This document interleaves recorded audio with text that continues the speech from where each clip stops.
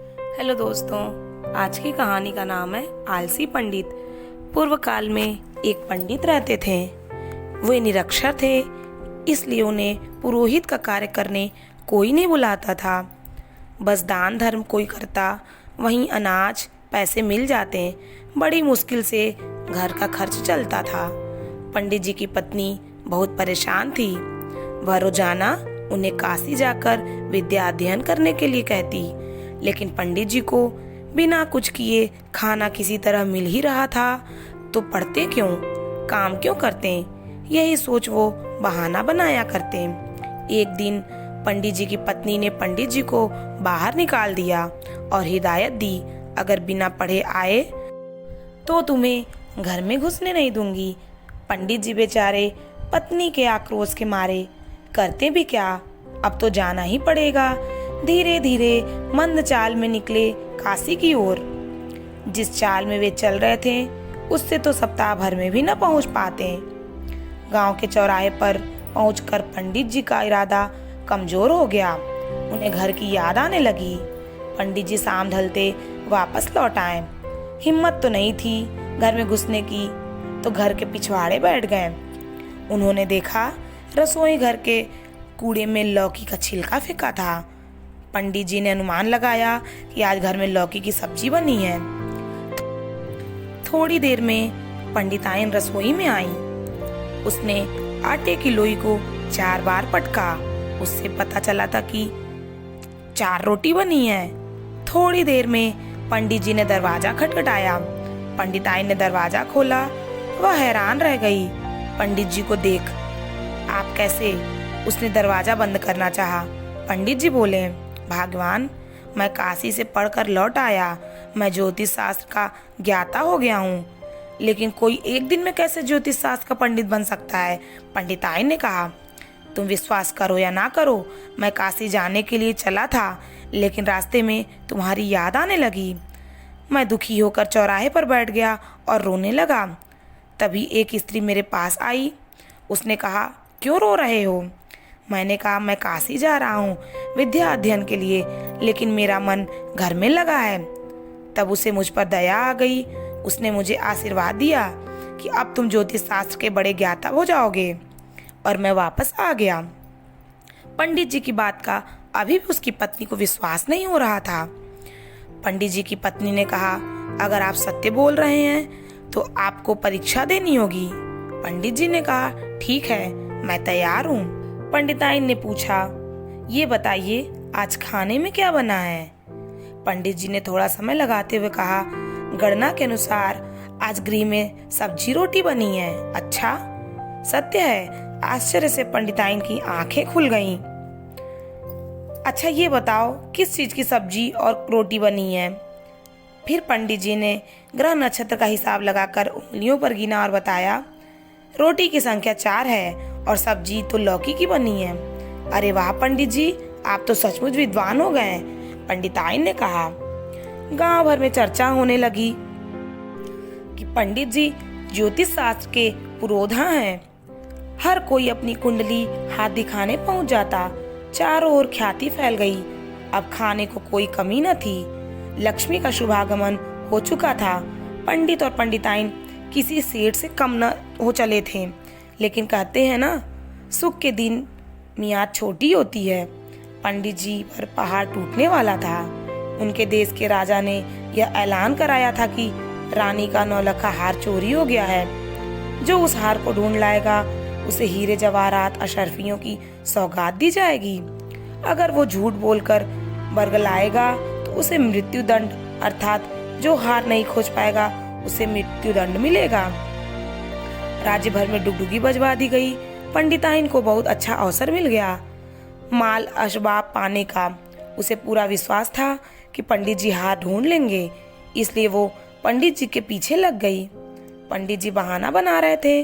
उन्हें पता था कि उनकी पोल खुल जाएगी, लेकिन पंडितानी ने भी आखिरकार त्रिया चरित्र के हथकंडे अपनाकर पंडित जी को जाने के लिए मना ही लिया। लेकिन पंडित जी ने शर्त रखी कि आज के बाद से कहीं जाने को नहीं कहोगी, जो भी रूखा सूखा मिलेगा वही खाओगी। पंडिताइन ने हामी भर ली। कि पंडित जी इतना धन लाएंगे कि उन्हें क्या, उसके साथ पुश्तों को भी कमाने की जरूरत नहीं होगी। उसने हामी भर दी। भोर हुई। स्नान ध्यान कर जलपान ग्रहण कर पंडित जी राजमहल जाने को तैयार हो गए। पूरा गांव पंडित जी की जय जयकार कर रहा था। सभी खुश थे, सिर्फ एक अकेले पंडित जी को छोड़कर। पंडिताइन ने दही खिलाकर शगुन किया और पंडित जी निकल पड़े। राजमहल में उनका यथोचित स्वागत हुआ। राजा ने बताया कि रानी का नौलखा हार 2 दिन पहले ही गायब हुआ है। अगर आप उसे खोज कर ला दोगे तो आपको हीरे जवाहरात असरफियों के साथ विदा किया जाएगा, लेकिन अगर आप नहीं खोज पाओगे तो आप वापस नहीं जा पाओगे, आपको मृत्यु दंड दिया जाएगा। इसके लिए आपको 2 दिन का समय दिया जाता है। आप अब बिना काम खत्म किए कहीं भी नहीं जा सकते। आपके रहने का प्रबंध कर दिया गया है। पंडित जी ने हामी में मुंह हिलाया। जैसा आदेश महाराज। पंडित जी को एक सुसज्जित कमरे में ठहराया गया। आसपास सैनिक दासियां भरे हुए थे। पंडित जी ने रात का खाना किसी तरह खाया। सोने गए तो नरम गद्दे पर जैसे किसी ने शूल बिछा दी। वो सिर्फ करवट ही लेते रहे। नींद कोसों दूर थी। आखिर डर से वो गा गा कर निंदिया रानी को बुलाने लगे।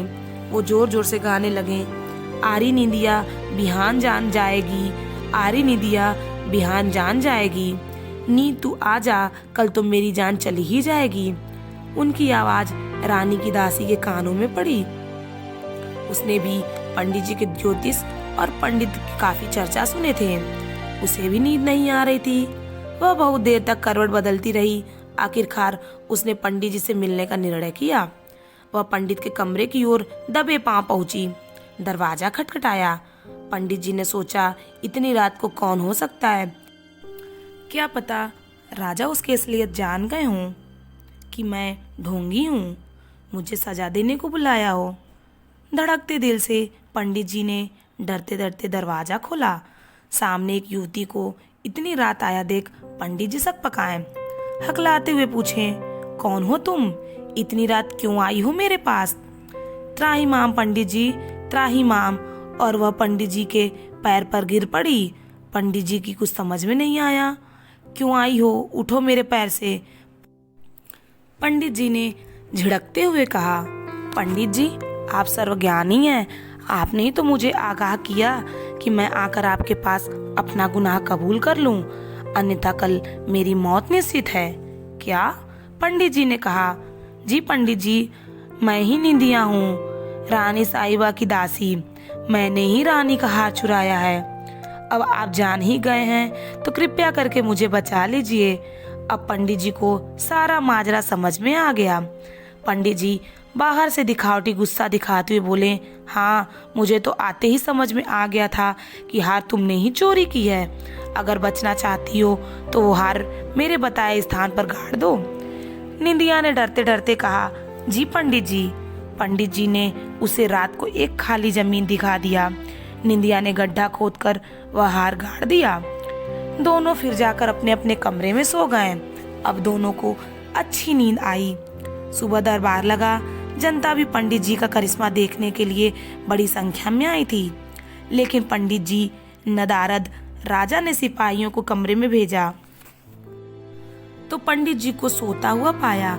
उन्होंने पंडित जी को उठाया और दरबार में हाजिर होने को कहा। पंडित जी जल्दी जल्दी स्नान कर दरबार पहुंचे। राजा ने कहा, क्यों पंडित जी, आपने हार खोज लिया? पंडित जी ने कहा, बस थोड़ा वक्त दीजिए, मैं ग्रह नक्षत्रों का हिसाब लगा आपको अभी बताता हूँ। राजा ने कहा, ठीक है। पंडित जी ने अपना स्थान ग्रहण किया और पोथी पत्र लेकर जोड़ घटाव करने लगे। दरबार में पूरी तरह से शांति छा गई। सब पंडित जी को बोलने के लिए इंतजार कर रहे थे। अचानक पंडित जी उठे। उन्होंने सबको अपने पीछे आने का इशारा किया। पंडित जी एक खुले स्थान पर जाकर रुक गए। उन्होंने इशारा करते हुए कहा कि इस स्थान पर खुदाई करो। वहां खोदते ही हार दिखाई पड़ा। सभी खुशी से उछल पड़े। पंडित जी की जय जयकार होने लगी। पंडित जी की छाती गर्व से चौड़ी हो गई। राजा ने बहुत सारे हीरे जवाहरात पंडित जी को भेंट किए और कहा, पंडित जी कृपया कर आप राजपुरोहित का पद संभाल ले।